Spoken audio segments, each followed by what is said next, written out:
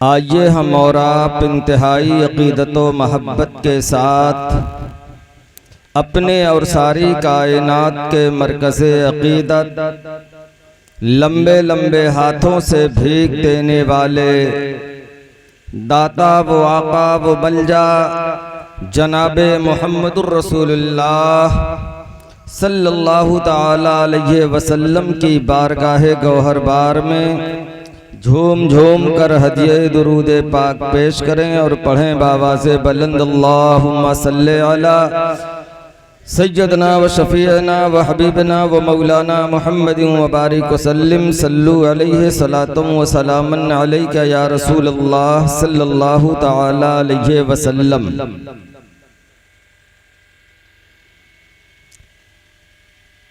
सबसे औला व आला हमारा नबी, सबसे औला व आला हमारा नबी, दोनों आलम का दूल्हा हमारा नबी। और सब चमक वाले उजलों में चमका किए, अंधे शीशों में चमका हमारा नबी। कौन देता है देने को मुँह चाहिए, कौन देता है देने को मुँह चाहिए, देने वाला है सच्चा हमारा नबी। हजरात, मैंने जिस आयत मुक़द्दसा की तिलावत का शरफ हासिल किया उसका सीधा साधा आसान और सलीस ज़बान में तर्जमा तहक़ीक़ की अल्लाह की जानिब से तुम्हारे पास एक नूर आया और रोशन किताब। नूर से मुराद हुजूर सरवरे कायनात जनाबे मुहम्मदुर रसूलुल्लाह सल्लल्लाहु ताला अलैहि वसल्लम की ज़ाते पाक और किताब से मुराद कुरान पाक। वो नूरे मुहम्मदी कि जिनकी तशरीफ आवरी से कब्ल जुल्मों बर्बरियत के बादल हर तरफ घनघोर तरीके से बरस रहे थे। कुफ्र शिर्क की जहरीली हवा चल रही थी। एक इंसान दूसरे इंसान को पहचान ही नहीं रहा था। एक बेटा अपने माँ बाप के मरातिब और हुकूक को पहचान ही नहीं रहा था। बच्चियों को लोग जिंदा दरगोर कर दिया करते थे, जिंदा दफन कर दिया करते थे। मेरे मिल्लत के नौजवानों, इस्लामी भाइयों, आओ देखो नबी पाक सल्लल्लाहु ताला अलैहि वसल्लम की आमद से पहले बच्चियों को लोग जिंदा दरगोर कर रहे थे। बच्चियों का कोई विकार नहीं था, बच्चियों की कोई कीमत नहीं थी। बच्चियां भी सिसकियां ले रही थी, आहें भर रही थी। आखिरकार जाने मसीहा कब आएगा, जिंदगी का पालनहार, जिंदगी को बख्शने वाला कब तशरीफ ले आएगा।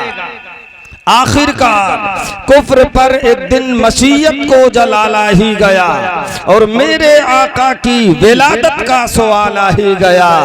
सूरतें तस्कीन की निकली दिले सीमाब से, एक किरण फूटी अचानक चरख पर महताब से। मेरे आका सल्लल्लाहु अलैहि वसल्लम की विलादत बासआदत जब हुई, वक्त गुजरता गया। मेरे आका ने जब ये माहौल देखा तो आपने अपनी महफिल में सहाबाए किराम का जम्मे गफीर है। आका इरशाद फरमाते हैं, ए वो लोगों सुनो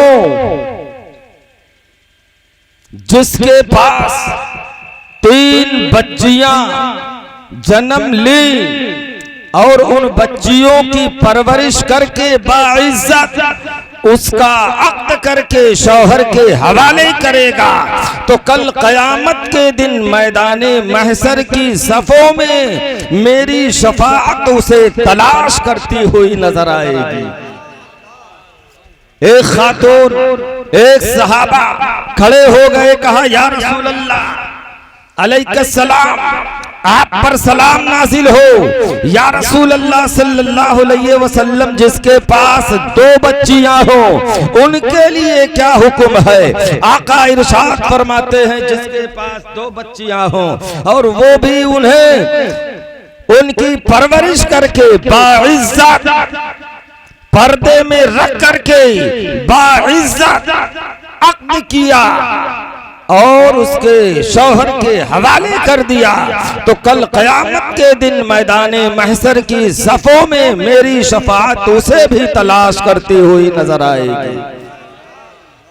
एक शख्स खड़े हो गए, कहा या रसूल अल्लाह, जिसके पास 1 बच्ची हो उसके लिए क्या हुक्म है? आका ने वही हुक्म उसके लिए भी इरशाद फरमाया। हजरत आयशा सिद्दीका रजी अल्लाह ताला अन्हा खड़ी हो गई, कहा या रसूल अल्लाह, जिसके पास 1 भी बच्ची ना हो उसके लिए क्या हुक्म है? कहा बच्ची का कष्ट करता रहा हो, बच्ची की नीयत किए हो और वो दुनिया से चला गया, तो यकीनन उसका अजरो सवाब ये होगा कि कल क़यामत के दिन मैदाने महशर की सफ़ों में मेरी शफाअत उसे भी तलाश करती हुई नजर आएगी। नियत होना चाहिए। आजकल तो नियत ये होती है कि अगर बच्ची पैदा हो गई तो माँ बाप 2 गज जमीन के नीचे धंस जाया करते हैं। भले 4 बेटे हो, 1 बेटी पैदा हुई हो, तब भी उनके लिए ऐसा लगता है कि वबाले जान आ गई। लेकिन ए मेरे मिल्लत के नौजवानों, इस्लामी भाइयों, अंदाजा लगाइए कि जो काम बच्चियां कर जाती हैं वो बच्चे कभी नहीं कर पाते। अगर आप नाम ना लीजिए, बेटा भी मौजूद हो, बेटी भी मौजूद हो, कहें 1 गिलास पानी लेकर के आ जाओ, बेटा मुंह देखता रह जाएगा, बेटी गिलास में पानी लेकर के हाजिर हो जाएगी। मेरे मिल्लत के नौजवानों, जो सुख वालिदैन को बेटियों से, बच्चियों से मिल जाया करता है वो बच्चों से नहीं मिल पाता। आओ देखो,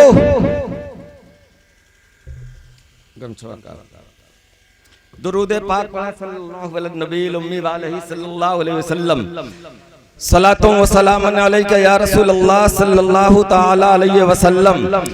दूल्हे ही का जिक्र हुआ है, लेकिन सुल्तान भाई कल जो है अपने जिगर का टुकड़ा, जिसे मेरे आका सल्लल्लाहु अलैहि वसल्लम अपनी बेटी सैयदा फातिमा को अपने जिगर का टुकड़ा कहा करते थे। मेरे मिल्लत के नौजवानों, हमें भी चाहिए कि कभी कभी अपने बच्चियों को सीने से लगा करके और मदीने वाले आका की तरफ रुख करके ये कह दिया करें कि या रसूल अल्लाह, मेरी भी बेटी मेरे जिगर की टुकड़ा है। यकीनन नबी की सुन्नत भी अदा होती हुई नजर आएगी, और जब हम और आप ये कहेंगे बच्चियां खुश होती हुई नजर आएंगे, रसूल पाक मदीने में मचलते हुए नजर आएंगे। लेकिन हम और आप इससे महरूम हैं। बच्चियों को ये समझ लीजिए बोझ समझते हैं, बोझ। इन बच्चियों को कौन अपना कहता हुआ नजर आएगा, कौन अपनाता हुआ नजर आएगा? बच्चियां जब तक मायके में हैं, उनकी परवरिश हो रही है, तो घर के लोग भी, मायके के लोग भी, माँ बाप भी ये कहते हैं ये पराया धन। क्या होता कहते हैं, या तो देख लीजिए मादरी ज़बान, ये पराया धन है। और जब वो अपने ससुराल गई तो उसके सास और ससुर भी कहते हैं ये पराये घर से लाई है। तो इधर भी पराया बनी, उधर भी पराया बनी। इन बच्चियों को कौन गले लगाएगा, इन्हें कौन अपना कहेगा? मेरे आका ने इन बच्चियों को गले से लगाया। आका इरशाद फरमाते हैं, फातिमा मेरे जिगर की टुकड़ा है। और अगर कोई बाप को तल्ख जुमला इस्तेमाल करे, बेटा गुजरता हो और उसके कानों तक ये आवाज जाए, वो दरगुजर करके चला भी जाएगा, जाने दो बकबका रहा है। लेकिन बच्चियां वो हुआ करती हैं, कभी अपने माँ बाप की तौहीन या बदकलामी से कोई माँ बाप के पीठ पीछे वो पेश आ रहा है तो बच्चियां कभी बर्दाश्त नहीं किया करती हैं। नबी पाक की लाडली सैयदा फातिमा रज़ियल्लाहु ताला अन्हा है, अभी 6 या 7 साल की उम्र शरीफ, जिन्हें नबी ने खातूने जन्नत इरशाद फरमाया है कि वो जन्नत की सरदार है औरतों में, खातूने जन्नत। 6-7 साल की उम्र शरीफ है, मदीने की गली से सैयदा फातिमा रज़ियल्लाहु ताला अन्हा का गुजर हो रहा है। अबू जहल अपने 4-6 लोग उनके जमात के मौजूद थे, वहां हाजिर है। नबी की लाडली को जब देखा तो नबी की लाडली को सुनाने के लिए कुछ तल्ख जुमला, नबी की शान में कुछ गुस्ताखियां पक्का। सैयदा फातिमा पलट पड़ी, ए अबू जहल क्या कहे हो? जब अबू जहल ने कहा तो सैयदा फातिमा दोहराती हैं, ए अबू जहल सुन, मेरे वालिदे गिरामी को मेरे रब ने सच्चा बनाया है और ए अबू जहल तू तो झूठा है। जब इतना कहा खातूने जन्नत ने तो फौरन अबू जहल, चूंकि वो अपने कबीले का, अपने जमात का बहुत बड़ा अमीर था, सरदार था, उसे गैरत हुई, छोटी सी बच्ची मुझे झूठा कह रही है, मोहम्मद इब्ने अब्दुल्लाह को सच्चा कह रही है। आगे बढ़ा, खातूने जन्नत को जिसे नबी अपने जिगर का टुकड़ा कहा करते थे, उनके रुखसार पर तमाचा बरसाया। सैयदा फातिमा रज़ियल्लाहु ताला अन्हा रोती हुई आई नबी की बारगाहे गौहरबार तक। नबी ने देखा, कहा, ए फातिमा, तुम फाके पे फाका होता रहा लेकिन आंखों से आंसू नहीं गिरा। लोग ताने मारते रहे हमारी तुम्हारी गरीबी को देख करके, लेकिन कभी आंसू नहीं गिरा, और लोग अजियत देते रहे लेकिन आंसू नहीं गिरा। ये आंसू गिरने का सबब क्या है? आंसू गिरने का सबब क्या है? खातूने जन्नत इरशाद फरमाती हैं, ए अबू जान, मैं फला गली से आ रही थी, अबू जहल अपने लश्कर के साथ मौजूद था। जब मुझे देखा तो चेहरा मेरे तरफ करके आपके बारे में कुछ तल्ख जुमला बोला। मैंने उसका जवाब यही दिया, ए अबू जहल तू झूठा है और मेरे अब्बू जान को मेरे रब ने सच्चा बना करके दुनिया में मबऊस फरमाया है। इतना कहना था कि अबू जहल तिलमिलाया, मेरे चेहरे पर, मेरे रुखसार पर तमाचा लगाया है। नबी पाक का चेहरा सुर्ख हो गया। अल्लाह, वो बेटी जो खातूने जन्नत हो और मेरे घर की आबरू हो, मेरे घर की शान और जान और रोशनी हो, उसके ऊपर अबू जहल का तमाचा। नबी पाक ने आवाज लगाई, अबू सुफियान को बुलाओ। सुफियान को खबर मिली, आए। नबी पाक ने इरशाद फरमाया, ए सुफियान जाओ देखो अबू जहल ने मेरी बेटी के रुखसार पर तमाचा क्यों लगाया। अबू सुफियान अभी ईमान नहीं ले आए थे, उसी ग्रुप के थे। सुफियान नबी पाक की लाडली सैयदा फातिमा को कलेजे से लगाए लेकर के अबू जहल के दरवाजे को खटखटाए। अबू जहल निकला, दरवाजा खोला तो चकाचौंध हो गया। नबी की लाडली सुफियान की गोद में कहा, ए अबू जहल, इस बच्ची के रुखसार पर तमाचा क्यों लगाया गया। अबू जहल की गर्दन झुक गई, शर्मसार। कहा, तुम्हें शर्म नहीं आई? मर्दानगी की, यही मर्दानगी की कोई हद है? तुम्हारी गैरत कहां मर चुकी थी? इस महकती हुई गली के ऊपर तुमने तमाचा रसीद किया है। अबू जहल अपने सर को झुकाए हुए खड़ा है। नबी पाक की लाडली से सुफियान कहते हैं मार अबू जहल के रुखसार पर तमाचा। नबी पाक की लाडली इरशाद फरमाती है ए अबू सुफियान सुनो, मेरे वालिदे गरामी ने मारना और बदला लेना नहीं सिखाया है बल्कि माफ करना सिखाया है। मैंने अबू जहल को माफ फरमा दिया, मैंने अबू जहल को माफ फरमा दिया। तो सुफियान फरमाते हैं ए अबू जहल इस बच्ची से इबरत हासिल करो, अभी 6 या 7 साल की बच्ची है, कितना ऊंचा जवाब दे रही है कि मेरे वालिद ने बदला लेना नहीं सिखाया है बल्कि माफ करना सिखाया है। मैंने अबू जहल को माफ फरमा दिया है। इतना कह करके सुफियान ने सैयदा फातिमा के हाथ को पकड़ा और तेजी के साथ अबू जहल के रुखसार पर तमाचा रसीद किया। जब तमाचा रसीद हुआ तो सैयदा फातिमा का चेहरा खिलता हुआ नजर आया। सुफियान लेकर के नबी की बारगाह में आए। सैयदा फातिमा मुस्कुरा रही है, क्या कर रही है? मुस्कुरा रही है। नबी ये पाक इरशाद फरमाते हैं ए खातूने जन्नत, ए मेरे जिगर की टुकड़ा, ये बताओ आए थे तो रोना और जब सुफियान की गोद में आई हो करके आई हो तो ये हंसना कैसा? तो सैयदा फातिमा ने सारे वाकयात को नबी पाक की बारगाह में पेश किया। नबी पाक खुशियों में झूम गए। इरशाद फरमाते हैं ए पाक परवरदिगारे आलम, सुफियान को उस वक्त तक मौत मत देना जब तक मोहम्मद की झोली में सुफियान आना जाए। ईमान ले आए। अल्लाहू अकबर। बेटियों को कमतर समझने वालों इबरत हासिल करो। बेटियां यकीनन घर की जीनत है, बेटियां घर की रहमत है, बेटियां घर की खैरो बरकत है। जिस दिन बेटियां निकल जाती है यकीनन माँ बाप के दिल पर हाथ रख करके पूछो कि उनके दिल पर क्या गुजरती है। दरो दीवार रोते हैं, दरो दीवार उदास हो जाया करते हैं। एक शख्स को 6 बच्चियां हुई, 6 बच्चियां। कै बच्चियां?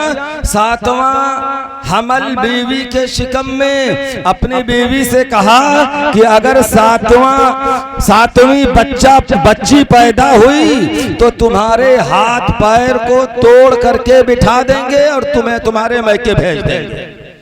अब वो सोचने लगे कि पाक परवरदिगारे आलम ये कुम्हार का आवा तो है नहीं कि अपने हाथ से इस कोठरी में गढ़ के मैं लड़का डाल दूं। ए परवरदिगारे आलम, मेरा शौहर इतने वक्त जालिम हो चुका है। इधर उधर जो है वो लोगों से कहना शुरू की कि आखिर कौन सा दरवाजा खटखटाया जाए, किसके पास चला जाए। एक दिन उसके समझ में आ गया, वजू बनाई, 2 रकात नमाज अदा की, करने के बाद रब की बारगाह में हाथ को उठा दी। ए मौला, मेरा शौहर इस वक्त जालिम हो चुका है।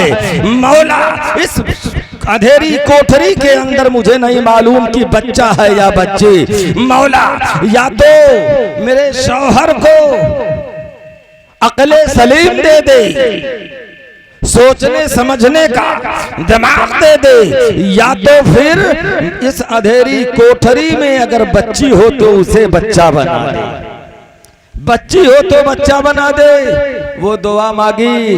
2 रकात नमाज पढ़ने के बाद अल्लाह रब्बुल इज्जत ने उस खातून की दुआ को मकबूल व मसमूम फरमा लिया। शौहर रात में जब सोया तो क्या देख रहा है कि मैं जन्नत में, मैं मैदाने हस्र बरपा है, क्या मैदाने हस्र बरपा है और मुझे दारोगे जहन्नम बाजू पकड़ करके जहन्नम के दरवाजे पर लेकर के गए हुए हैं। मेरी सबसे बड़ी बेटी दरवाजे पर हाथ लगा के खड़ी है। मौला,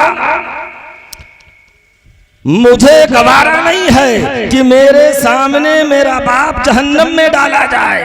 बेटी दरवाजे पर हाथ लगाए खड़ी हुई है। दारोगे जहन्नम लेकर के वापस दूसरे दरवाजे पर गया। उससे छोटी बेटी दरवाजे पर जहन्नम के दरवाजे पर हाथ लगाए खड़ी है।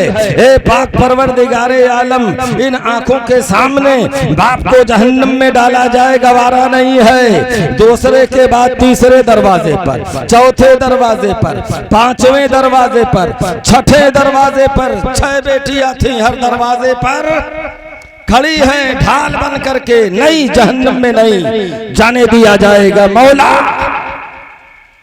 मेरी लाज फरमा ले, मेरी लाज रख ले, इन बच्चियों के सदक़े में मेरे बाप को जहन्नम में मत डाल। 7वां दरवाजा जो जहन्नम का लाश था, अब तो कोई बच्ची नहीं थी। दरवाजे पर जब लेकर के गए तो बाप देखता है 6 दरवाजों पर 6 बच्चियां ढाल बन करके खड़ी हुई है, लेकिन आखिरी दरवाजा कोई बच्ची नहीं। आंख खुल गई, आंख खुल गई। फौरन बीवी को बुलाया, कहा ए मेरी शरीके हया सुनो, मुझे बच्ची नहीं चाहिए, मुझे बच्चा नहीं चाहिए, मुझे बच्ची चाहिए, बच्ची। अल्लाह से दुआ करो अगर बच्चा हो तो उसे बच्ची बना दे। बीवी जो है सजदे शुक्र अदा करने के लिए जमीन पर अपने सर को टेक देती है। ए मौला तू मेरी दुआ को मकबूलो मसमू फरमा लिया है। उठाती है तो अर्ज करती है, ए मेरे शौहर ये बताओ आखिर ये सबक तुझे किसने सिखाया, ये सबक तुझे किसने बताया।